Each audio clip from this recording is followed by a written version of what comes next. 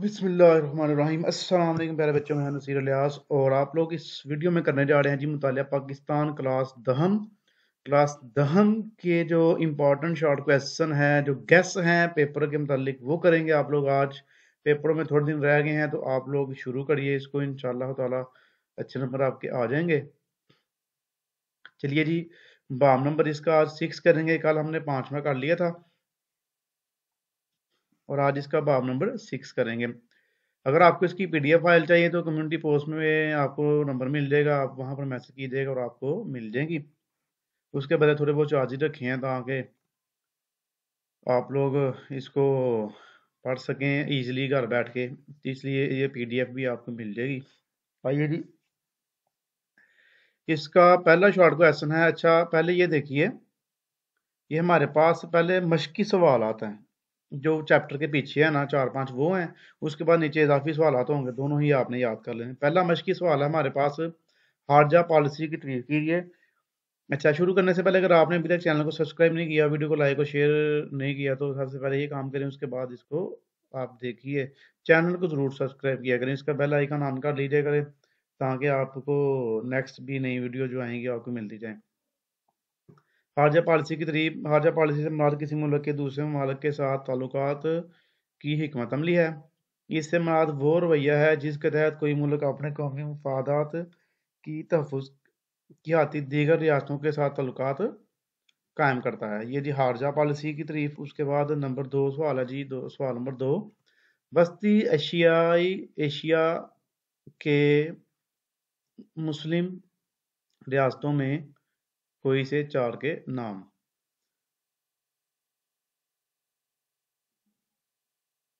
वस्ती एशियाई मुस्लिम रियासतों, ये एशिया की नहीं, वस्ती एशियाई कर ले यहाँ पर, ये वर्ड है। एक मिनट,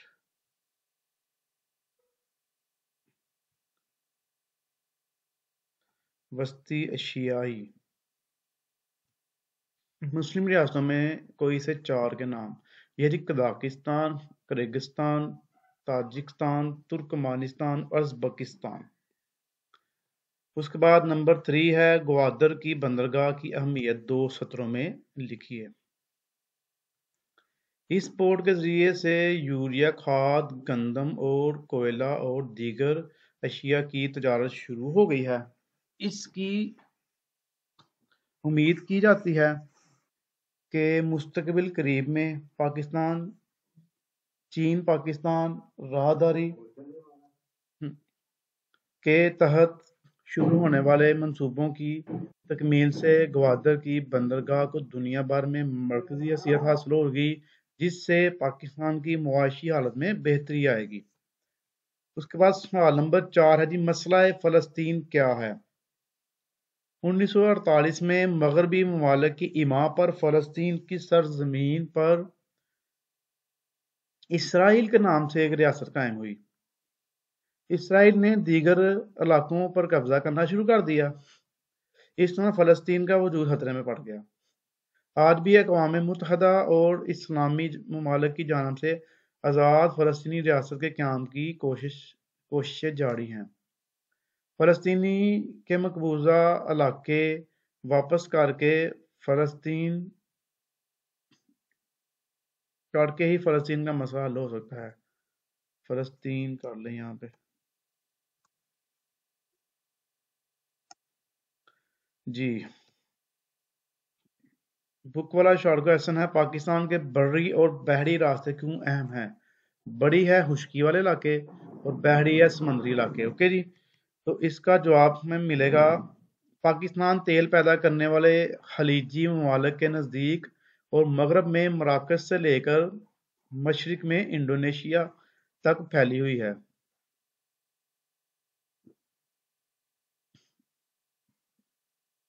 जी,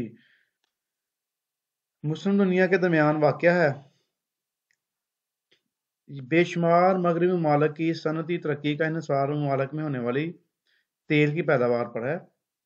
यह तेल दूसरे ममालिक को बहीरा अरब के जरिए से भेजा जाता है और कराची बहीरा अरब की इंतहाई अहम बंदरगाह है। पाकिस्तान अफगानिस्तान को तजारत के लिए बर्री और बहरी राहदारी की सहूलत मुहैया करता है। کراچی ایک بین الاقوامی بندرگاہ اور ہوائی اڈہ ہے، یہ ہوائی اور بحری راستوں سے یورپ کو ایشیا سے ملاتا ہے۔ جی اب اضافی سوالات ہمارے پاس آ گئے ہیں، اہم اضافی سوالات جو پیپر میں آپ کو آ سکتے ہیں وہ کون کون سے ہیں جی؟ دیکھیے، پاکستان اور سری لنکا کے تعلقات پر 4 سطور تحریر کیجیے۔ 2016 کے شروع میں وزیر اعظم پاکستان نے سری لنکا کا دورہ کیا۔ اس دوران میں دونوں ممالک کے درمیان دفاع، سلامتی، انسداد، دہشت گردی، تجارت اور سائنس و ٹیکنالوجی کے شعبوں سے متعلق کئی معاہدوں اور مفاہمت کی یادداشتوں پر دستخط ہوئے۔ پاکستان اور سری لنکا کے درمیان انتہائی قریبی تعلقات ہیں۔ دونوں ممالک ایک دوسرے کی سالمیت کا نہ صرف احترام کرتے ہیں بلکہ ایشیا میں امن کے حوالے سے موقف بھی رکھتے ہیں۔ اس کے بعد سوال نمبر 2 ہے ہمارے پاس، اسلامی کانفرنس کی اسکیم کا پہلا اجلاس کب اور کہاں منعقد ہوا؟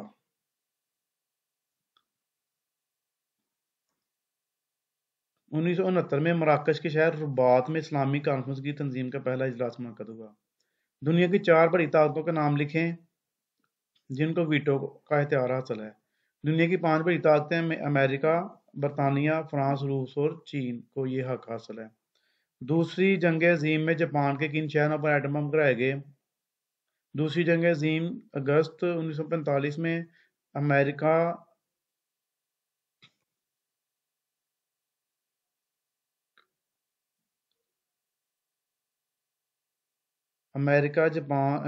نے جاپان کے شہروں ہیروشیما اور ناگاساکی پر ایٹم بم گرا کر انہیں تباہ کر دیا۔ اللہ اکبر۔ سارک کا قیام کب عمل میں آیا اور اس میں کتنے ممالک شامل ہیں؟ سارک ممالک کے 4 ممالک کے نام لکھیں یا جنوبی ایشیا کے ممالک کی تنظیم برائے علاقائی تعاون کے بارے میں آپ کیا جانتے ہیں؟ یہ 3 طرح سے سوال آپ کو پوچھا جا سکتا ہے، تو اس کا جواب یہ ہے جی سارک۔ یہ بہت اہم سوال ہے آپ کا۔ دیکھیں سارک سے بنتا کیا ہے، یہ بھی آپ کو آ سکتا ہے، ساؤتھ ایشین ایسوسی ایشن فار ریجنل کوآپریشن، جنوبی ایشیا کے ممالک کی تنظیم برائے علاقائی تعاون ہے۔ اس کا قیام 1985 میں عمل میں آیا۔ اس تنظیم میں 8 ممالک پاکستان، بھارت، بنگلہ دیش، سری لنکا، نیپال، مالدیپ، بھوٹان اور افغانستان شامل ہیں۔ پاکستان اور بھارت کے تعلقات کے بارے میں 2 جملے لکھیں۔ بین الاقوامی اصولوں کے تحت دیکھا جائے تو بھارت کے ساتھ پاکستان کے تعلقات بہت قریبی اور مستحکم ہونے چاہیے، مگر یہ مقصد حاصل نہیں کیا جا سکا۔ برصغیر پاک و ہند کی تقسیم کے وقت سے بھارت اور پاکستان کے درمیان بہت سے ایسے مسائل پیدا ہوئے جن کی بنیاد پر دائمی اختلافات موجود رہے ہیں، مگر اللہ تعالیٰ کی مدد اور پاکستانی قوم اور فوج کے عزم و استقلال نے اس ملک کی ہمیشہ حفاظت کی۔ پاک فوج زندہ باد۔ سوال نمبر 7، شہر قراقرم کا دوسرا نام کیا ہے اور یہ کن ممالک کے درمیان ہے؟ شہر قراقرم کا دوسرا نام شہر ریشم ہے، یاد رکھیے گا، ٹھیک ہے۔ شہر قراقرم بہت ہی خوبصورت، یہ جو شہر قراقرم جو سڑک ہے نا، یہ چین کو پاکستان سے ملاتی ہے اور یہ دنیا کا 8واں عجوبہ کہا جاتا ہے۔ یہ پہاڑوں کو کاٹ کے، قراقرم کے پہاڑوں کو کاٹ کے بنائی گئی ہے۔ کبھی اس روڈ پہ سفر کیجیے گا، آپ کو مزہ نہ آئے تو کہنا، پیسے واپس آپ کے پورے ہو جائیں گے۔ بلکہ شہر قراقرم پاکستان اور چین کے درمیان ایک اہم تجارتی شاہراہ ہے۔ شاہراہ قراقرم بڑی اور زمینی راستے سے چین اور پاکستان کو باہم ملاتی ہے۔ 4 ایشیائی ممالک کے نام۔ ایشیا میں کیا کیا آتا ہے؟ پاکستان، بھارت، بنگلہ دیش، سری لنکا، چین، ایران، یہ سارے آتے ہیں۔ کوئی بھی ایشیا کے 4 ملکوں کا نام لکھ دیں گے آپ۔ 13ویں سربراہی سارک کانفرنس کب اور کہاں ہوئی؟ تو 2005 میں 13ویں سربراہی کانفرنس ڈھاکہ میں منعقد ہوئی۔ ڈھاکہ کدھر ہے بڑا؟ میرے خیال سے بنگلہ دیش میں ہے۔ جاپان نے بلوچستان کی پسماندگی کو دور کرنے کے لیے کیا اقدامات کیے؟ जापान ने बलूचिस्तान के पसमानदगी को दूर करने के लिए Balochistan university of engineering and technology हसदार के लिए जदीद मशीनरी गद्दू सिब्बी और कोयटा के दरमियान बिजली की सप्लाई, पिसनी में डीजल पावर स्टेशन का क्याम, पाकिस्तान में जेर ज़मीन पानी की तलाश, पीने के साफ पानी के मंसूबे शुरू करके मसबर का अदा किया। ओके जी, बड़ा अहम सवाल है ये भी। पाकिस्तान की हारजा पॉलिसी के दो मकसद, नतीजा पाकिस्तान का तहफ़्फ़ुज़, कौमी तहफ़्फ़ुज़ और सलामती सकाफत का फ़रोग़। वीटो से क्या बना रहा है? दुनिया की पांच बड़ी ताकतें में अमेरिका, बरतानिया, फ्रांस, रूस और चीन को यह हक हासिल है कि वो अक़वाम मुत्तहिदा में पेश करदा किसी करारदाद बिल को मुस्तरद कर सकते हैं। इसको वीटो कहा जाता है। ठीक है जी। क्या जी? पांच बड़ी ताकतें हैं अमेरिका, बरतानिया, फ्रांस, रूस और चीन का हक है कि अक़वाम मुत्तहिदा में पेश करदा किसी करारदाद बिल को, अक़वाम मुत्तहिदा जो अदारा है उसमें अगर वो बिल पेश करें तो उनको हक है कि ये इसको मुस्तरद मन के नामंजूर कर सकते हैं।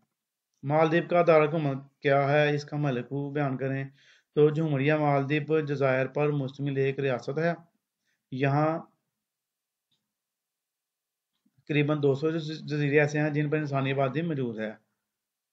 मालदीव का दारकूमत माले है, जहाँ पूरे मुल्क की 80% आबादी क़यामपज़ीर है। यहाँ ये भी हो सकता है मालदीव के बारे में आप क्या जानते हैं, लिखिए इस तरह रियासत है। डेविड लाइन से क्या होना, डेविड लाइन का तयन कब और क्यों किया गया? ये डेविड लाइन वही है जो आप 9th में भी आपने पढ़ा था, पाकिस्तान अफगानिस्तान के दरमियान जो सरहद है उसको डेविड लाइन कहा जाता है। नवंबर 1893 में हिंदू और अफगानिस्तान के मबैन 100 साल के लिए एक मादा तय पाया, जिसके नतीजे में सरहद का तयन किया गया, जो डेविड लाइन कहते हैं। ये क्या है? हिंदुस्तान नहीं है लल्ला, ये पाकिस्तान है।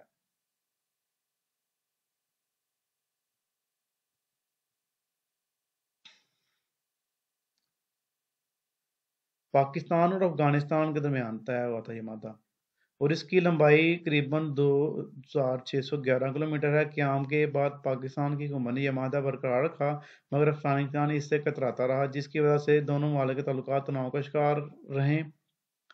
शिकार हैं।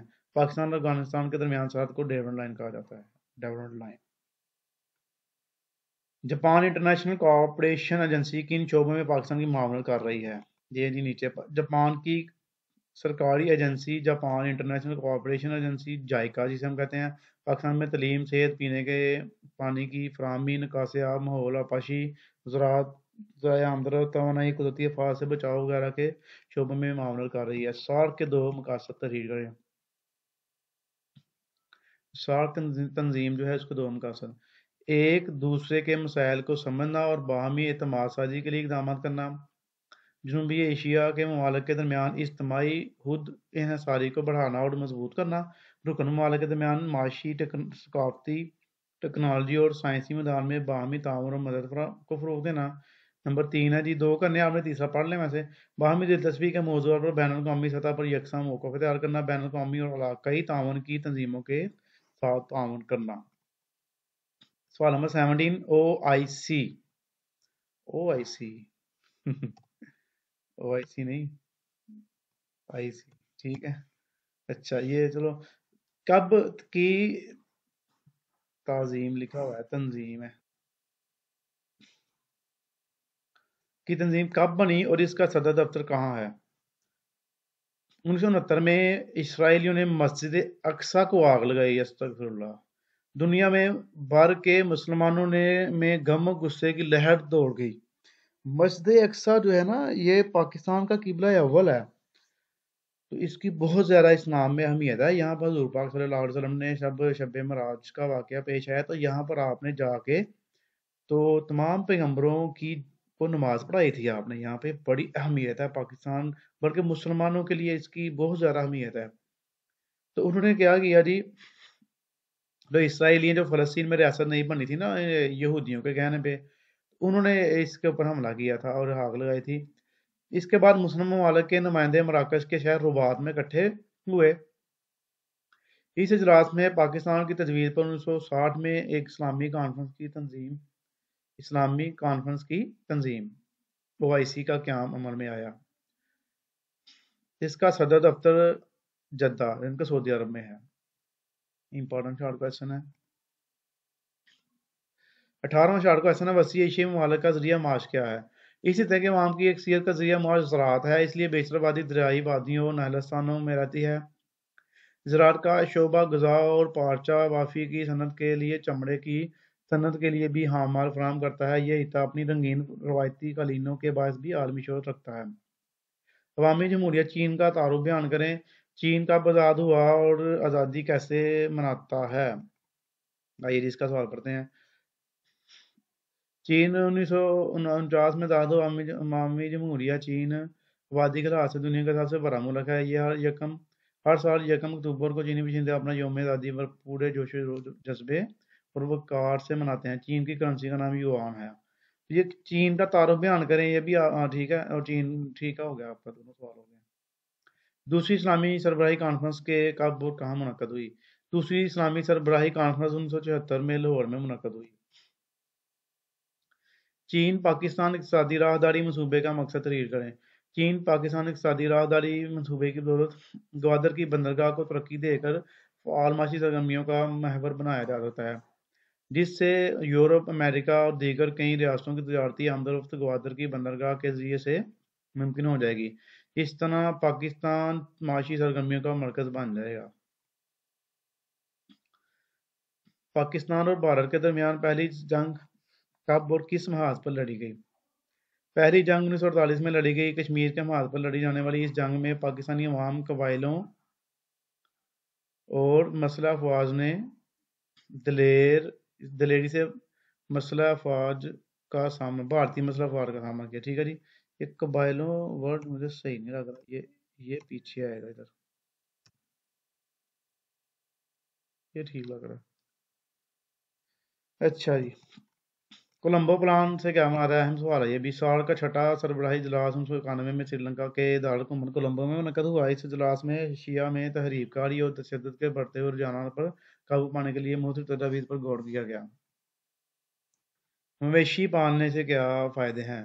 لائف سٹائل ہماری زراعت کا ایک ایسا شعبہ ہے جو ملکی معیشت میں بڑا اہم کردار ادا کرتا ہے۔ یہ وہ شعبہ ہے جو کاشتکار، غیر کاشتکار، زمیندار، بے زمین ہر ایک کا مشکل وقت میں سہارا بنتا ہے۔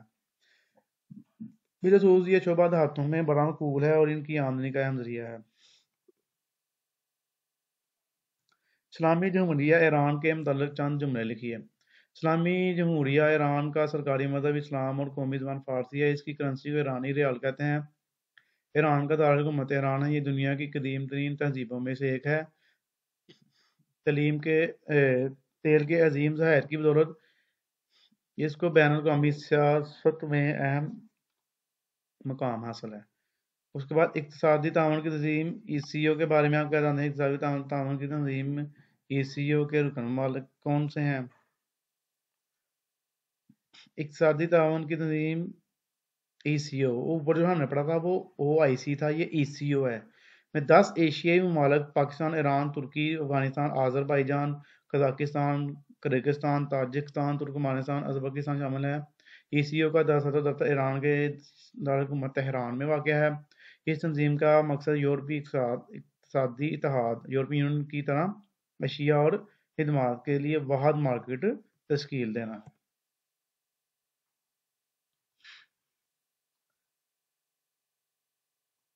اس کے بعد بھوٹان کا تعارف چند جملوں میں کروائیں۔ بھوٹان کا دارالحکومت تھمپو ہے۔ یہاں کی سرکاری زبان ڈونگا ہے۔ زیادہ تر عوام کا مذہب بدھ مت ہے۔ بھیڑ بکریاں پالنا لوگوں کا اہم پیشہ ہے۔ پاکستان بھوٹان سے پٹسن، ربڑ، بیجوں کا تیل اور مختلف کیمیکل درآمد کرتا ہے۔ لے جی، یہ بھی ہو گیا کمپلیٹ ہمارے پاس باب نمبر 6، نیچے آپ کو نظر آ رہا ہوگا جی باب نمبر 7۔ تو انشاءاللہ اس کے بعد وہ کریں گے۔ اگر آپ نے ابھی تک چینل کو سبسکرائب نہیں کیا تو براہ مہربانی چینل کو سبسکرائب کر دیں، ویڈیو کو لائک ضرور کیا کریں اور اپنی دعا میں یاد رکھا کریں۔